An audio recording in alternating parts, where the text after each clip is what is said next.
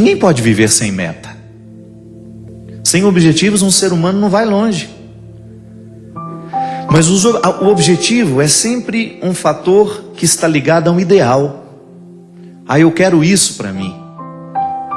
Mas o que eu reconheço hoje ainda não me dá condições de viver a realização desse objetivo. Então aí você vai se colocar, se equalizar no tempo do empenho.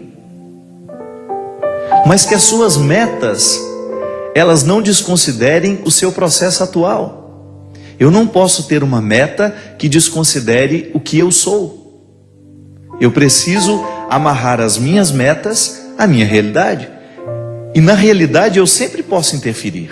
Mas se de vez em quando alguém não nos retira desse senso comum e nos apresenta uma maneira nova de interpretar a realidade, a gente corre o risco de ficar acorrentado nas mesquinharias, do senso comum. Pensar diferente, pensar alto. Não era a proposta de Jesus? Ele não mudava a cabeça de quem ele encontrava para melhor, Ele fazia com que aquelas pessoas saíssem de um contexto antigo de interpretação de si mesmo, do outro, do amigo, da política, da religião, e fazia com que aquela pessoa avançasse aqui pela cabeça. O coração só muda depois que a cabeça pensou diferente. E é tão importante, minha gente, você sentir que você não está estagnado. Sabe, então, jogar fora todo esse arsenal de infantilidade que muitas vezes nós levamos. Permitir que Deus retire dos nossos olhos esse óculos que muitas vezes nos faz ver uma realidade cheia de florzinha bonitinha, mas que não corresponde àquilo que é. Olhar o outro com verdade, sem as nossas expectativas. Muitas vezes os nossos encontros não são possíveis, os nossos amores não são possíveis, é porque não é que a gente ama o outro, a gente ama as expectativas que a gente tem do outro. Isso é cruel. Quando a gente joga sobre o outro todas as responsabilidades que nascem da nossa maneira infantil de ver a vida, de ver o mundo, de ver as pessoas. Muitas vezes nós alimentamos visões muito infantis a respeito da vida, do outro, até mesmo da nossa relação com Deus. Quantas vezes nós nos pegamos alimentando um jeito infantil de ser religioso? Que é quando a gente não tem maturidade suficiente para entender que Deus não vai fazer todas as nossas vontades, que não é próprio de quem ama realizar todas as vontades da criatura amada, porque isso significa retirar da criatura amada a oportunidade de crescer com as próprias dificuldades que são próprias da vida, para que a gente tenha condições de compreender esse refrão, que o verso tem reverso, que o direito tem um avesso, que o de graça tem seu preço, que a vida tem contrários. Mas mesmo nesses contrários, a gente pode ser muito, muito, muito harmonioso. E que a grandeza de uma alma depende justamente da capacidade que essa alma tem de reconciliar os contrários dentro de si. Então a liberdade interior me ajuda a fazer isso, me ajuda a dar a Deus, me ajuda a perder. Quantas coisas eu já perdi na minha vida? Quantas pessoas eu já perdi na minha vida?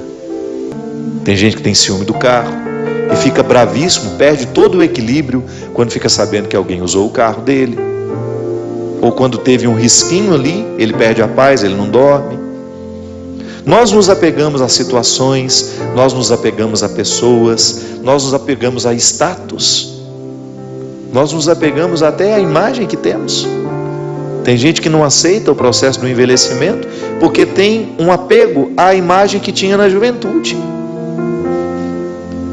Falta de liberdade interior nos faz ficar cada vez mais apegados. O que é o ciúme? É um apego desordenado a uma pessoa, a uma situação, a um objeto. A palavra de São Paulo em Gálatas nos fala de maneira brilhante, de maneira primorosa. É para sermos verdadeiramente livres que Cristo nos libertou. Permanecei, pois, firmes e não vos deixeis sujeitar de novo ao jugo da escravidão. Olha como o processo não termina no momento em que nós ficamos livres. Eu, ao ser libertado, ao dar um passo na direção da minha liberdade interior, eu preciso zelar para que as situações não venham me oprimir novamente. Porque todas as estruturas que nos escravizam continuam. A antropologia cristã, ela nos ensina que a nossa liberdade interior precisa ser libertada diariamente. Porque é um dom. É um dom que me pede uma tarefa. Não recebo de mão beijada, né? Como se diz comumente quando as coisas são muito fáceis. Deus nos deu a liberdade como um dom. Eu trago dentro de mim, você traz em você, todos nós recebemos. Agora, ser livre é outra coisa. É como você ter uma planta que precisa crescer mediante o cuidado que a gente tem com ela. Quando você rega, quando você aduba, para que todo aquele potencial que há na semente se desenvolva e aquela semente possa tornar-se a árvore que potencialmente existe ali dentro. A mesma coisa é a liberdade. Poder dizer, hoje livre sou, é você assumir que você está num processo de libertação da própria liberdade. Minha gente, a liberdade interior talvez seja o valor máximo, o sabor máximo que um ser humano poderia experimentar. Ser livre interiormente facilita tudo, até mesmo a nossa capacidade de administrar o sofrimento. Pode observar, muitas vezes nós sofremos é porque somos apegados, nós não somos livres. Eu me apego a uma mesa, eu me apego a um livro, eu me apego a um sucesso, eu me apego a um emprego, eu me apego a uma pessoa. E aí eu me privo de viver a minha liberdade pessoal. Aí eu começo a sofrer. Ninguém nos prometeu que seria fácil. Ninguém nos prometeu que tudo aconteceria como a gente quer. Ninguém nos prometeu que os nossos amores seriam perfeitos. Ninguém nos prometeu que as pessoas não nos trairiam. Ninguém nos prometeu que nós não perderíamos as pessoas que nós amamos. Ninguém nos prometeu que nós não teríamos de lidar com os contrários. A liberdade interior, minha gente, ela vai colocando você em paz com a vida, sabe? Você vai ficando mais leve para conviver. Você vai percebendo o que realmente importa, onde é que você tem que pôr o seu empenho. Às vezes a gente passa um tempo da nossa vida insatisfeito, amargurado por causa de bobagens. Por quê? Porque nos falta liberdade interior. Ah, padre, mas o meu contexto me escraviza. Me desculpe, eu só acredito na liberdade. O que nos liberta, minha gente?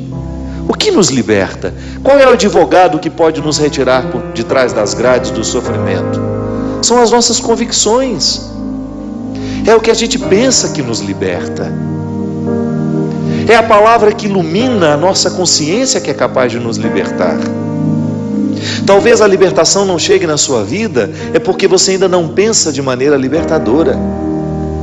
Talvez você ainda seja escravo de si mesmo em tantas dimensões. Talvez você ainda seja ciumento. Talvez você ainda esteja mergulhado nas suas mesquinharias. É porque você ainda não foi iluminado pelo pensamento que liberta, que é a palavra de Cristo.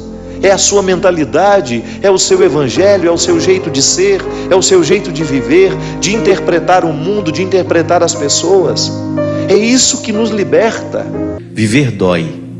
Viver é doloroso sempre, mas é possível extrair uma satisfação de tudo isso. E para isso, o processo religioso, para nos ajudar a entender isso. Sabe, é tão libertador quando nós entendemos que a vida é sagrada, mesmo quando acontecem coisas que não parecem ser sagradas. Que mesmo em meio a desgraças, nós podemos dar um sentido religioso a tudo isso. Que nós podemos compreender todo este processo humano como um dom a ser administrado de maneira santa. Eu hoje quero receber a vida, quero lidar com essa vida com maturidade, porque eu a compreendo como um processo santo. É santo viver, é sagrado viver. Motivação cristã. A Deus toda glória e louvor.